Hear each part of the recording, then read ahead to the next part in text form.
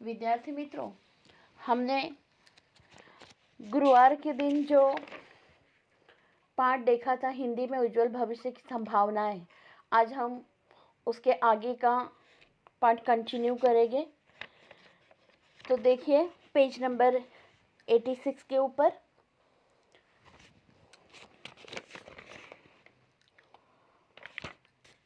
Film उद्योग ने तो हिंदी का इतना प्रचार प्रसार किया है कि उसका कोई सानी नहीं। शहरों से लेकर गांव तक बच्चे और बूढ़े बड़े हिंदी फिल्म देख देख कर ही, हिंदी फिल्मी गीत सुन सुन कर ही हिंदी सीखते हैं, समझते हैं और उसमें हिंदी के प्रति रुचि जागृत हुई है। फिल्मों के लिए पटकथा लेखन, संवाद लेखन, गीत लेखन के साथ साथ कलाकारों को हिंदी उच्चारण सिखाने का काम भी कई हिंदी में प्रशिक्षित कर रहे हैं। आपको यदि हिंदी फिल्म जगत का आकर्षण है तो आप कथा, गीत, लेखक के साथ हिंदी प्रशिक्षण के रूप में उद्योग में प्रवेश पा सकते हैं। मतलब देखिएगा कि हिंदी पूरे विश्व में इतनी फैली हुई है कि इस हिंदी भाषा ने फिल्म जगत को भी नहीं अछूता रखा है, बल्कि हिंदी फिल्म उद्योग में तो हिंदी का प्रचार और प्रसार इतना हुआ है कि उसकी कोई गिनती ही नहीं है। शहर से लेके गांव बच्चे सभी हिंदी फिल्म देखते हैं, हिंदी गीत सुनते हैं, देखते हैं, उसे समझते हैं। और ऐसा क्यों हो रहा है? क्योंकि उनके अंदर हिंदी के प्रति रुचि है, उनके अंदर रुचि जागृत हुई है। फिल्में के लिए जो पटकथा लेखन, संवाद लेखन, गीत लेखन, ये सारी चीज़ें जो होती है वो हिंदी के माध्यम से ही होती है। तो और हिंदी उच्चारण सिखाने का काम भी हिंदी के प्रशिक्षक कर रहे हैं। मतलब जिन फिल्म इंडस्ट्री के लोगों को अथवा हीरो हीरोइंस को हिंदी नहीं आती है और वे हिंदी फीचर्स में काम करते हैं, तो उनके लिए अगर हमारी आवाज़ अच्छी है, हम अच्छा हिंदी बोलते हैं, तो उधर उधर उस जगह पर हम उनके लिए हिंदी उच्चारण करके या तो उनके उस पिक्चर्स में हम हमारी आवाज़ दे सकते हैं, या तो फिर हम उनको हिंदी सिखा सकते हैं ताकि वे हिंदी पिक्चर्स में हिंदी बोलकर काम कर सके। तो इस तरह से हम हिंदी फिल्म्स के अंदर भी इस भाषा के ज़रिए उद्योग प्राप्त कर सकते हैं। प्रशिक्षक के रूप में उद्योग हम प्राप्त कर सकते हैं। रेडियो जैसे तो पुराना माध्यम है, लेकिन आज भी उसकी प्रासंगिकता बरकरार है। रेडियो में रूपक, नाटक, धारावाहिक, समाचार लेखन, वाचन तथा रेडियो जॉकी जैसे रोजगार की अनेक संभावनाएं हैं। अगर आपकी अच्छी आवाज़ है तो उस आवाज़ के ज़रिए आप क्या कर सकते हैं? रेडियो के अंदर, आकाशवाणी के अंदर कार्य कर सकते हैं। जो बड़े बड़े लेखक होते हैं उनकी जो कविताएं होती हैं, उनके उपन्यास या कोई कहानी वाचन होता है या कोई नाटक का वाचन होता है, तो आपकी आवाज़ अगर अच्छी है और आप हिंदी अच्छा बोलते हो तो आप उस रेडियो क्षेत्र में, आकाशवाणी क्षेत्र में आप वहाँ पर रोजगार प्राप्त कर सकते हैं। प्रसारण के बाद आप लीजिए प्रकाशन क्षेत्र को। प्रकाशन के क्षेत्र में भी हिंदी में उल्लेखनीय कार्य हो रहे हैं। मतलब समाचार पत्र की बात हो रही है। पुस्तकों के लिए मुद्रित शोधक की आवश्यकता होती है। मतलब जो पुस्तकें छापी जाती है, पुस्तकों के अंदर जो कहानियाँ, कविता, उपन्यास छापे जाते हैं, उनका मुद्रीकरण, मतलब उनका प्रूफ रीडिंग। अगर आपकी हिंदी अच्छी है, आप हिंदी का सही ज्ञान है, आपको हिंदी की छोटी से छोटी जानकारी है, तो आप यहाँ पर मुद्रित शोधक के रूप में काम कर सकते हैं। उन कहानी, कविताओं, उन उपन्यासों का आप प्रूफ रीडिंग कर सकते हैं। तो आपको यहाँ भी रोजगार की संधि उपलब्ध है। जिन्हें मानक हिंदी का सही ज्ञान हो वे इस क्षेत्र में अपना करियर बना सकते हैं। हिंदी के समाचार पत्रों की बढ़ती संख्या हिंदी वालों के लिए रोजगार के अवसर उपलब्ध करा रही है। हिंदी समाचार पत्रों में संपादक, पत्रकार, अनुवादक, स्तंभ लेखक आदि की आवश्यकता दिन ब दिन बढ़ती ही जा रही है। हर नगर और शहर में हिंदी समाचार पत्र निकल रहे हैं। इसी तरह हिंदी में कई पत्रिकाएं अपना स्थान बनाए हुए हैं।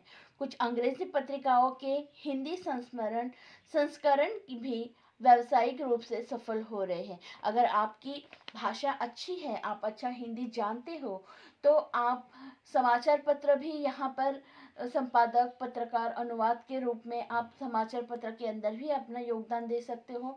आप अपना स्वयं का हिंदी समाचार पत्र निकाल सकते हैं, या समाचार पत्र के अंदर आप कोई स्तंभ लेखन कर सकते हैं, या कोई अंग्रेजी या अन्य भाषा के अंदर की जो कोई लिखी हुई विधि है उसका आप अनुवादक कर सकते हो। इस तरह से हिंदी में कई पत्रिकाएं छापी जाती हैं, उन पत्रिकाओं को आप छाप कर आप अपना रोजगार प्राप्त कर सकते हो। तो इस तरह से हिंदी भाषा आपके लिए व्यावसायिक रूप में भी उपलब्ध हो सकती है। रक्षा विभाग के अनुसंधान और विकास का काम बड़ी मात्रा में होता है। अब रक्षा विभाग के अन्वेषण अपने शोध पत्र हिंदी में ही भी तैयार होते हैं। विविध रिपोर्ट, प्रकाशन और शोध कार्य भी हिंदी में होते हैं। संघ लोक सेवा आयोग यूपीएससी की परीक्षाओं का माध्यम भी हिंदी है। पुलिस, प्रशासन, वित्त, रक्षा, रेल आदि क्षेत्र के लिए भी दी जाने वाली जो परीक्षाएं वो हिंदी में ही होती है। कई उम्मीदवारों ने आईएएस की परीक्षा हिंदी माध्यम से उत्तीर्ण की है। मतलब अब ऐसा कोई भी क्षेत्र नहीं कि वहां पर हिंदी पहुंची नहीं है, बल्कि यूपीएससी, एमपीएससी अथवा जो आईएएस की परीक्षाएं होती है, जो पुलिस, प्रशासन, वित्त, रक्षा, रेल आदि के क्षेत्र के लिए जो परीक्षाएं होती है, वो परीक्षा की जो प्रश्न पत्रिकाएं होती है वो भी सारी हिंदी में ही होती है। तो आप वहां पर अपना हुनर दिखा सकते हो। अगर आप अच्छी हिंदी की पहचान रखते हो, हिंदी की जानकारी रखते हो, तो आप इस क्षेत्र में भी जा सकते हैं। मैं आपका ध्यान इस ओर आकर्षित करना चाहूंगी कि विविध क्षेत्र में भी हिंदी का व्यापक उपयोग हो रहा है। न्यायालय में भी हिंदी के उपयोग के लिए प्रावधान किया गया है। जिला और ग्रामीण न्यायालय में हिंदी और भारतीय भाषा का उपयोग किया जा रहा है। संसद की कार्यवाही हिंदी और अंग्रेजी दोनों भाषाओं में होती है। विविध मंत्रालय के विविध शब्दावली का निर्माण कराया गया है। इससे विविध क्षेत्र में शब्दों की एकरूपता सुनिश्चित करने में सहायक हो रही है। मतलब देखिएगा कि यहाँ पर कहा गया है कि न्यायालय की भाषा भी अब हिंदी बन रही है। जिला और ग्रामीण जो छोटे छोटे न्यायालय होते हैं, वहाँ तो उस जिले और ग्रामीण भाषाओं के साथ साथ हिंदी भाषा का ही प्रयोग किया जा रहा है। संसद की जो भी कार्रवाई हो रही है वो अंग्रेजी में तो होती ही थी, लेकिन साथ साथ अब हिंदी में भी हो रही है। मंत्रालय ने जो विविध शब्दावली बनाई है, उन शब्दावली के कुछ शब्दों की एकरूपता निश्चित की गई है और उस वहां पर हिंदी के ही शब्द का प्रयोग किया जाता है। तकनीकी क्षेत्र में हिंदी ने अब प्रवेश कर लिया है। मतलब जो तकनीकी क्षेत्र है, कंप्यूटर क्षेत्र, आईटी के क्षेत्र है, वहां पर भी अब हिंदी ने अपना मतलब वहां का प्रशिक्षण, शिक्षण भी आपको हिंदी में दिया जा सकता है। जैसे कि अंतरिक्ष विभाग है, परमाणु विभाग, ऊर्जा विभाग है, रसायन और उर्वरक विभाग है, जलपोत परिवहन विभाग, भारी उद्योग जैसे नितांत तकनीकी क्षेत्र में हिंदी का प्रयोग होने लगा है। इस क्षेत्र में विशेषज्ञों की निपुणता का उपयोग तेजी से बढ़ रहा है। संगणक के आगमन के साथ प्रयोजनमूलक हिंदी की आवश्यकता बढ़ रही है। मतलब संगणक के अंदर जो अंग्रेजी भाषा चलती थी, अब ऐसा नहीं, अब संगणक के आगमन के साथ मतलब संगणक के अंदर प्रयोजनमूलक हिंदी का भी अध्ययन हो रहा है। इसमें मूलतः आलेखन, टिप्पणी, पत्राचार, शब्दावली का निर्माण तथा अनुवाद विषय उपयोगिता हर क्षेत्र में देखी जा रही है। गूगल में किए गए अनुवाद के विभिन्न उपयोग जन जन तक पहुंच रहे हैं। मतलब यहाँ पर गूगल में भी अब हिंदी का प्रयोग हो रहा है। लैपटॉप, मोबाइल, टैब आदि में हिंदी प्रयोग अपनी जगह बना रहा है। मतलब जो मोबाइल, टैब, लैपटॉप है, यहाँ पर सिर्फ अंग्रेजी भाषा चलती थी, अब ऐसा नहीं है। तो यहाँ पर भी हिंदी भाषा का प्रयोग हो रहा है। विभिन्न विभाग में अब हिंदी माध्यम से तकनीकी विषय का भी प्रशिक्षण दिया जा रहा है। पारिभाषिक शब्दावली का कार्य भी बड़े पैमाने में चल रहा है। हमने अब तक विभिन्न क्षेत्र में अंग्रेजी शब्दावली का प्रयोग ही किया था। मतलब अब तक हम अंग्रेजी भाषा का ही प्रयोग कर रहे थे हर क्षेत्र में, हर जगह, लेकिन अब ऐसा नहीं है। अंग्रेजी के साथ साथ अब हिंदी का भी प्रयोग किया जाए। जैसे कि हमने ऊपर देखा कि तकनीकी सारे विभागों में अंदर, फिर उसी तरह यूपीएससी, आईपीएससी, आईएएस की जो परीक्षाएं होती है वहां पर हिंदी का प्रयोग हो रहा है। कंप्यूटर के अंदर हिंदी का प्रयोग हो रहा है। लैपटॉप, मोबाइल्स, टैब आदि में हिंदी का प्रयोग हो रहा है। तो हर जगह हिंदी ने अपनी कार्यों को प्रसार और प्रचार किया है। विभिन्न विभाग में हिंदी माध्यम से तकनीकी विषय का प्रशिक्षण भी दिया जा रहा है। ऐसा नहीं कि जो तकनीकी होते हैं क्षेत्र, उस क्षेत्र में सिर्फ अंग्रेजी में ही भाषण अंग्रेजी ही माध्यम से सिखाया जाता है, ऐसा नहीं, तो हिंदी माध्यम से भी वहाँ पर प्रशिक्षण दिया जाता है। जो पारिभाषिक शब्दावली है, वो शब्दावली का कार्य भी बड़े पैमाने में चल रहा है। हमने अब तक विभिन्न क्षेत्र में अंग्रेजी शब्दावली का ही प्रयोग किया था। आज हर क्षेत्र में सामान्य जन को समझने समझाने के लिए हिंदी पारिभाषिक शब्दावली का निर्माण की आवश्यकता महसूस की जा रही है, और इसीलिए तो हम देखते हैं कि जो हमारे सिलेबस के अंदर हिंदी पारिभाषिक शब्दावली भी हमें अध्ययन के लिए दी गई है। इसीलिए इस शब्दावली को तैयार करने का काम तेजी से चल रहा है। इस क्षेत्र में अनेक विद्वान कार्यरत हैं। जैसे जैसे प्रायोगिकता विकसित होती जाएगी, वैसे वैसे इसकी आवश्यकता, मतलब हिंदी की आवश्यकता बढ़ती जाएगी। आप अपनी योग्यता, कुशलता तथा ज्ञान के आधार पर हर क्षेत्र में रोजगार के अवसर पा सकते हैं। भारत सरकार के विविध कार्यालयों, बैंकों, बीमा कंपनियों, उपक्रमों में हिंदी का अधिकतम प्रयोग हो रहा है। और भले आपको अंग्रेजी अच्छी आती ना हो, लेकिन अंग्रेजी के साथ साथ हिंदी आपको बहुत अच्छी आ रही है, तो आप जो भारत सरकार के विविध कार्यालय है, जैसे कि बैंक है, बीमा कंपनियां हैं, ऐसी जगह पर आप अगर हिंदी अच्छी है, अच्छे हिंदी में बोलते हो, हिंदी की अच्छी जानकारी है, व्याकरण दृष्टि से आपका हिंदी अच्छा है, तो आपको ऐसे जगह पर रोजगार प्राप्त हो सकता है। मित्रों, आप जानते हैं कि आज सेवा क्षेत्र में अनेक रोजगार उपलब्ध है। इन सभी सेवा क्षेत्रों में भी हिंदी का प्रयोग अब सामान्य बात हो गई है। जैसे कि दवाइयाँ की जो कंपनियां होती है, अब अपनी दवाइयों से संबंधित जो भी सूचना है वो हिंदी में दी जाती है। मतलब जो सेवा क्षेत्र है, जो लोगों के हेल्प के लिए, सेवा के लिए जो क्षेत्र बने हुए, वहाँ पर सिर्फ अंग्रेजी चलती थी। लेकिन देखा गया कि अंग्रेजी सभी लोग नहीं जानते, सभी लोग नहीं समझते, तो गांव गांव तक, देहात तक, ग्रामीण भाग तक अगर इनको सेवाएं पहुंचानी है तो फिर कैसे करनी है, तो फिर उसके लिए हिंदी भाषा का चुनाव हुआ, क्योंकि हिंदी हमारी राष्ट्रभाषा भी है, राजभाषा भी है। इसलिए हम देखते हैं कि देखिए, जो हम लोग पहले दवाइयाँ लाते थे, तो उस दवाइयों के अंदर जो इंफॉर्मेशन होती थी दवाई के रिलेटेड, वो सारी इंग्लिश में होती थी। अब चलो पढ़े लिखे लोग तो वैसे भी पढ़कर कर सकते हैं, लेकिन जो इंसान व्यवस्थित रूप से अंग्रेजी नहीं जानता, जो इंसान हिंदी जानता है, तो ऐसे लोगों के लिए उस दवाइयों की जो शीशी होती है, उसके जो प्रिस्क्रिप्शन होता है, जो जानकारी का एक छोटा सा पत्र होता है, तो वो अब हिंदी में छापा जा रहा है, ताकि कोई भी उसको आसानी से पढ़ सकता है। कोई भी ये दवा कब लेनी है, इसकी एक्सपायरी क्या है, इसमें कौन कौन से कंटेंट्स है, कौन कौन सी इसके अंदर चीज़ें मिलाई गई है, ये कब लेना है, कैसे लेना है, कहाँ रखना, ये सारी जानकारी जो होती है, ये सारी जानकारी उस पर्ची के ऊपर दवाई की सूचनाओं में लिखी होती है। तो ये सारी दवाई की सूचना अब हिंदी में ही देने लगे हैं। जन सेवा से संबंधित उपयोग की वस्तुओं की पैकिंग पर भी आवश्यक जानकारी अब हिंदी में ही होती है, और जो पैकिंग्स होता है, हमारा पार्सल होता है, उसके ऊपर भी अब सारी जानकारी हिंदी में ही लिखी होती है। रेल, टेलीफोन, बैंक, बीमा, शेयर मार्केट आदि के संबंधित कार्य जानकारियाँ हिंदी में दी जाती हैं। तो देखिए कि जैसे रेल स्टेशन पर भी हम जाते हैं, तो वहाँ अनाउंसमेंट होता है इंग्लिश में, लेकिन इंग्लिश के साथ साथ वहाँ पर हिंदी में अनाउंसमेंट होता है। टेलीफोन के अंदर भी जो इंग्लिश में सूचना दी जाती है कि जैसे कि तुम्हारी लाइन व्यस्त है, सामने वाले का फ़ोन बिजी आ रहा है, आप थोड़ी देर में बात कीजिएगा, उनका स्विच ऑफ है, वो सारी बातें इंग्लिश में दी जाती है, साथ ही साथ हिंदी में भी दी जाती है। बैंक में जब हम कोई अकाउंट्स के लिए जाते हैं, तो हमें जो पेपर्स दिए जाते हैं अकाउंट्स ओपन करने के लिए, तो वो इंग्लिश के साथ साथ नीचे हिंदी में भी होती है कि अंग्रेजी में जानकारी भरो या हिंदी में जानकारी भरो। बीमा, शेयर मार्केट आदि सब जगह, सब कार्यालयों में अब यहाँ पर जानकारियों के लिए हिंदी में ही सूचनाएं, जानकारियाँ दी जाती हैं।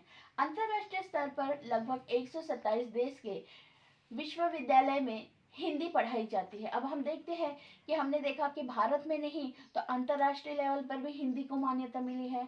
उनके हर एक विश्वविद्यालय में, उनकी यूनिवर्सिटी में हिंदी विषय एक रखा गया है। लोग बड़ी ही चाव से, बड़े ही दिल की गहराई से इस हिंदी विषय का चयन करते हैं, हिंदी विषय पढ़ते हैं। तो ऐसे अंतर्राष्ट्रीय स्तर पर लगभग 127 देश के विश्वविद्यालय है जहाँ पर हिंदी पढ़ाई जाती है। दुनिया के लगभग सभी देश में हमारे दूतावास हैं। इसी तरह दुनिया के तमाम देश के दूतावास हमारे देश में, मतलब हमारे देश की जानकारी उन तक, उनके देश की जानकारी हम तक पहुंचाने वाले बीच का एक रास्ता है, उसको दूतावास कहते हैं। मतलब हिंदुस्तान के ऐसे इंसान जो अंग्रेजी हिंदी जानते हैं वो हिंदुस्तान अन्य कंट्री में है, और वहाँ के लोग जो हिंदी इंग्लिश जानते हैं वो हमारी कंट्री में, उसको दूतावास कहते हैं। कई दूतावासों में अब हिंदी विभाग की स्थापना भी हो चुकी है। इस विभाग में हिंदी अधिकारी, हिंदी अनुवादक, हिंदी सहायक जैसे पद की निर्मित हुई है। इस विभाग द्वारा देश विदेश के संबंधित जो भी जानकारियां है, घटनाएं हैं, जो स्थितियां हैं आदि को हिंदी में भी तैयार किया जा रहा है और भारत के विदेश मंत्रालय को भेज दिया जाता है। इन पत्राचारों, समाचार, रिपोर्ट में हिंदी भाषा का प्रयोग किया जाता है। इस तरह हिंदी विशेषज्ञों की भाषा निरंतर बढ़ती ही जा रही है। मतलब दूसरे देश में जो हमें जानकारी दी जाती है अब वे हिंदी में ही दी जाती है। वहाँ पर जो भारत सरकार के विदेश मंत्रालय होते हैं वहाँ पर जो हमें सूचनाएं देनी होती है वो हम पत्राचारों, समाचारों, रिपोर्ट हिंदी में ही करते हैं। अपने यहाँ देखा तो भारत में कई आपने यहाँ देखा होगा कि भारत में कई पर्यटन स्थल हैं। भारत को एक हिस्ट्री है और इसी वजह से भारत के अंदर बहुत ही ऐसे पर्यटन स्थल है जहाँ पर धार्मिक, ऐतिहासिक, प्राकृतिक, सांस्कृतिक, सागरीय तट एवं पर्वतीय स्थलों का ऐसा खजाना है कि दुनिया के बहुत से कम देशों में ये पाया जाता है। मतलब भारत ऐतिहासिकता से परिपूर्ण है और इसलिए भारत में जो भी इतिहास हुआ है उस इतिहास की जानकारी के लिए उनके जो बड़े बड़े किले हैं, ताज जैसे कि फॉर एग्जांपल लाल किला है, ताजमहल है, कुतुब मीनार है, बड़े बड़े मंदिर है, इन सब की जानकारी के लिए देश विदेश से लोग आते हैं उसको देखने के लिए, उसकी आवश्यकता को महसूस करते हैं, उसकी जानकारी लेने के लिए वो यहाँ पर आते हैं। तो ऐसे दर्शनीय स्थल जो दर्शनीय है, देखने लायक है, मोहक है, सुंदर है, पर्यटन स्थलों को देखने देश नहीं तो विदेश के भी लोग पर्यटक बनकर आते हैं। ये पर्यटक स्थानीय या प्रादेशिक भाषा नहीं जानते, अतः संवाद स्थापित करने के लिए हिंदी ही संवाद की भाषा का दायित्व निभाती है। मतलब जो बाहर से आने वाले लोग हैं, जिस चीज को फॉर एग्जांपल कि वो ताजमहल देखने आए हैं, लेकिन सिर्फ ताजमहल देखने से काम बनता है क्या? अरे ताजमहल कैसे बना, कब बना, क्यों बना, किसने बनाया, किस लिए बनाया, ये सारी जानकारी तो उनको चाहिए ना। तो ऐसे पर्यटक को जो जानकारी प्राप्त करनी है उस ऐतिहासिक स्थल की, तो उनको या तो स्थानीय भाषा नहीं आती, ना ही प्रादेशिक भाषा आती है, तो अतः अब उनके साथ संवाद स्थापन करना है तो वहां पर हिंदी संवाद भाषा का दायित्व निभाती है। तो मतलब आप वहां पर गाइड्स के रूप में क्या कर सकते हो, काम कर सकते हो। टूरिस्ट गाइड जिसे कहते हैं कि आप टूरिस्ट गाइड बनिएगा और आपकी हिंदी भाषा अच्छी है तो आप टूरिस्ट गाइड बनकर आने वाले लोगों को आप उस ऐतिहासिक स्थल की जानकारी दे सकते हैं। तो इस पर्यटन केंद्र पर पर्यटकों को मार्गदर्शन करने का, जानकारी देने के लिए टूरिस्ट गाइड की आवश्यकता होती है। इस दृष्टि से भी हिंदी भाषा के आधार पर भी रोजगार का एक माध्यम बन सकता है। कुछ पर्यटन स्थल पर ऐसी संस्थाएं भी होती है जो टूरिस्ट गाइड उपलब्ध करा देती है। इसके लिए आपको विभिन्न पर्यटन स्थलों की जानकारी होना चाहिए और भाषा कौशल्य होना चाहिए, उच्चारण में स्पष्टता होनी चाहिए, बहुभाषी होना चाहिए, मृदुभाषी होना चाहिए तथा सरल सहज भाषा का प्रयोग करके आप आने वाले जो भी पर्यटक हैं उनको उस ऐतिहासिक वास्तु की जानकारी दे सके, उनको उसकी मालूमात करा सके। हिंदी के स्थानोत्तर विद्यार्थी इस क्षेत्र में आकर रोजगार पा रहे, मतलब जो हिंदी में डिग्री प्राप्त हुए विद्यार्थी है, जो हिंदी विषय लेकर आगे स्टडी किए हुए ऐसे विद्यार्थी यहाँ पर टूरिस्ट गाइड का कार्य करते हैं और अपना रोजगार उपलब्ध कर सकते हैं। मैंने अभी कुछ देर पहले आपको फिल्म एवं टीवी में पटकथा, संवाद लेखन के बारे में बताया। इस तरह के साथ इसके साथ एक और लेखन कार्य भी आपको रोजगार का अवसर प्राप्त करवा सकता है, वह है डॉक्यूमेंट्री लेखन, जिसे हिंदी में प्रलेख लेखन कहा जाता है।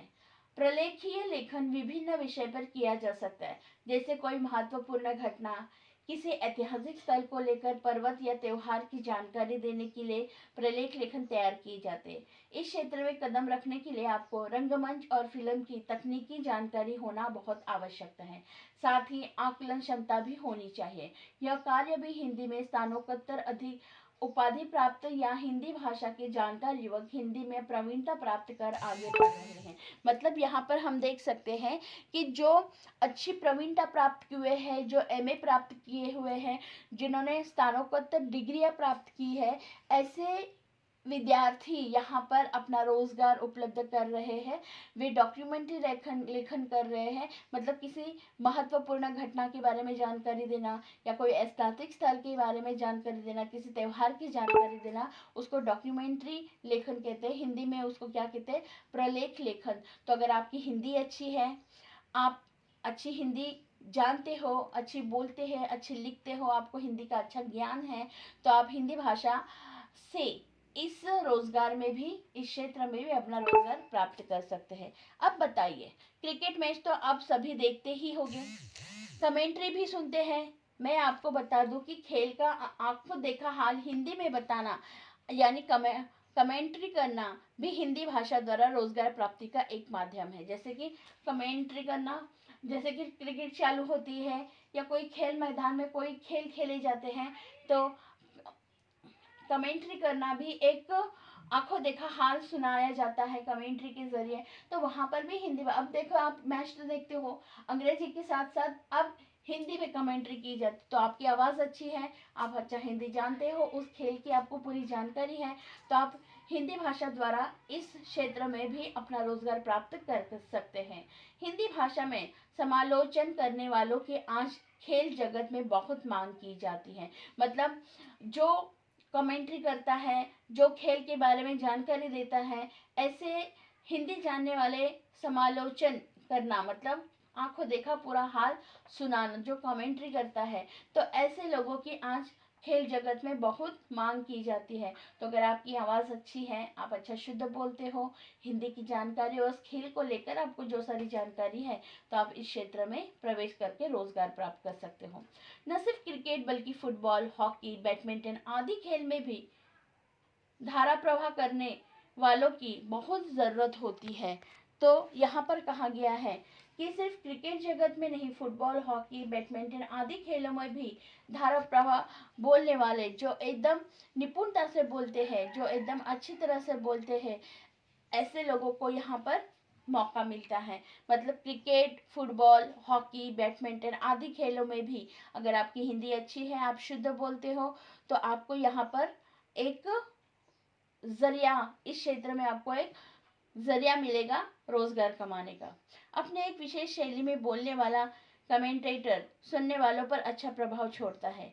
यदि आपका हिंदी भाषा पर प्रभुत्व है और खेलों में आपकी रुचि है, तो आपको इस क्षेत्र में अपना बेहतर करियर बना सकते हो। मतलब देखो कि आंखों देखा हाल सुनाना, कमेंटेटर सुनने वालों, अगर उसकी आवाज़ अच्छी है तो आंखों देखा जो हाल हम सुनाते हैं, कमेंट्री करते हैं, तो उसको किसी किसी को सुनना बहुत अच्छा लगता है, लेकिन वो आवाज़ मीठी होनी चाहिए, प्रभावी होनी चाहिए। अगर आपका भाषा के ऊपर प्रभुत्व है, आपको खेल की अधिक जानकारी है, उस खेल के अंदर आपको रुचि है, तो आप ऐसे क्षेत्र में जाकर अपना करियर बना सकते हो। संबंधित खेल के बारे में आपको पूरी जानकारी होना आवश्यक है तथा समय सूचकता के अनुसार अलंकारिक भाषा का प्रसंगानुसार काव्य पंक्तियों में प्रयोग करना भी आना चाहिए। मतलब समय के अनुसार, जैसे वहां पर जो खेल के अंदर जो सब चल रहा है, और खेल की जानकारी तो आप दे ही रहे, लेकिन संबंधित खेल के बारे में आपको पूरी जानकारी होना आवश्यक है तथा समय सूचकता, समय के अनुसार क्या बोलना है, अलंकारिक भाषा का प्रयोग करना है, प्रसंगानुसार काव्य पंक्तियां करनी है, शेरो शायरी करनी है, ये सारी चीजें आपको आनी चाहिए। तो आपको इस क्षेत्र में अवश्य ही कार्य करने को प्राप्त होगा और अपना आप करियर बना सकते हो। देखा आपने, हिंदी देश विदेश में रोजगार कितने अवसर उपलब्ध करा रही है। मतलब आपने देखा कि हिंदी किसी एक क्षेत्र में नहीं, दुनिया के सभी क्षेत्रों में आज हिंदी ने क्या कर लिया है, अपना स्थान प्राप्त कर लिया है। इसलिए देखो क्या कहा है कि देखा आपने, हिंदी देश विदेश में रोजगार के कितने अवसर प्राप्त करा रही है। प्रकाशन, पत्रिकाएं, अखबार, टीवी, इंटरनेट, मीडिया के क्षेत्र में हिंदी को लेकर अपार संभावना है। मतलब हिंदी किसी एक क्षेत्र के लिए नहीं, मतलब स्कूल में हिंदी पढ़ना है और वहाँ पर समाप्त हो गया, 10वीं तक हिंदी पढ़ा, 11वीं 12वीं हिंदी पढ़ा, उसके बाद हिंदी छूट गया, ऐसा नहीं। हिंदी हमें कितनी महत्वपूर्ण है कि हम इस हिंदी से देश विदेश में रोजगार प्राप्त कर सकते हैं। हम प्रकाशन, पत्रिकाएं, अखबार, टीवी, इंटरनेट, मीडिया के क्षेत्र में हिंदी को लेकर अपार संभावनाएं हमारी पूरी हो सकती है। हम अपना करियर बना सकते हैं, रोजगार पा सकते हैं।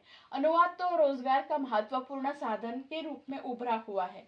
राजभाषा विभाग में रोजगार की संभावनाएं बहुत ज्यादा है। कुल मिलाकर मनोरंजन, विज्ञापन, अनुवाद, प्रशिक्षण, संगोष्ठियां, तकनीकी विविध सेवा, रक्षा आदि सभी क्षेत्र में हिंदी का महत्व तथा रोजगार की संभावना निर्वाद्य है। तो इस तरह से हर क्षेत्र में अब हम क्या कर सकते हैं, कार्य कर सकते हैं।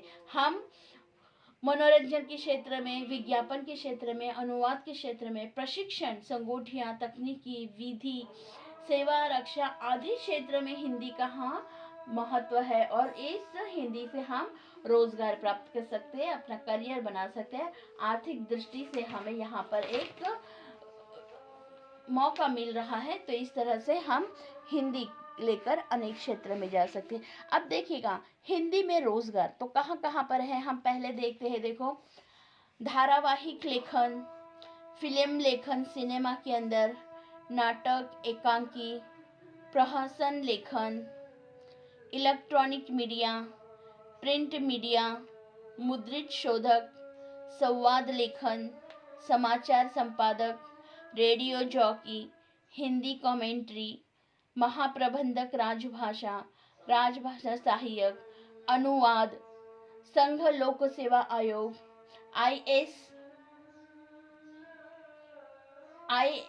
IAS और IPS, राज्य लोक सेवा आयोग, हिंदी अध्यापक, हिंदी प्राध्यापक, विदेश में अध्यापन एवं अनुवादन, पत्रकारिता, पत्रिकाएं, समाचार वाचक, रेडियो, टीवी, समाचार लेखन, हिंदी अधिकारी, हिंदी आशुलिपिक, हिंदी टंकन, हिंदी ब्लॉग, हिंदी सॉफ्टवेयर। तो इतनी सारी क्षेत्र के अंदर हम हिंदी में रोजगार प्राप्त कर सकते हैं।